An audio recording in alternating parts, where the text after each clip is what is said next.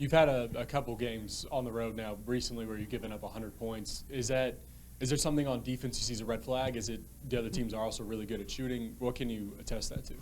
Yeah, those two particular games, I think there's definitely things that we need to get better. Let's start with the things that we can control.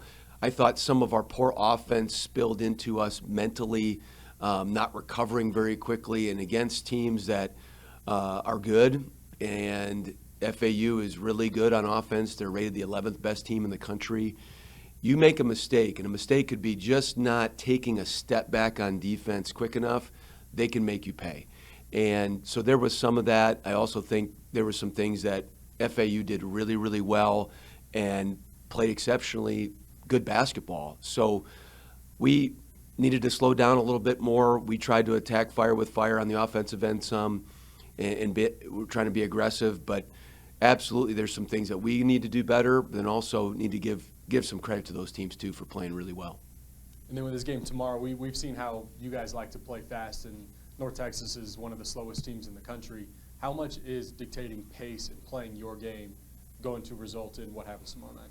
Well, we have to do it intelligently. We have to be opportunistic with pace and tempo and pushing the basketball.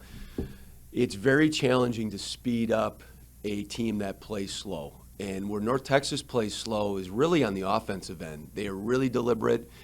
We've got to battle the endurance mentally and being able to have stamina on the defensive end of saying, hey, we got to be in a stance, we got to be able to guard all these different actions, and then we got to know when they're looking to strike.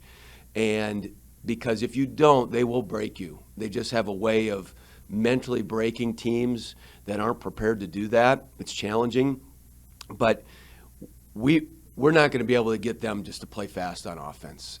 Nobody does that. It's going to be a battle of wills, but we've got to be opportunistic that when we get a stop, we recognize numbers, the floor, and when we can attack early.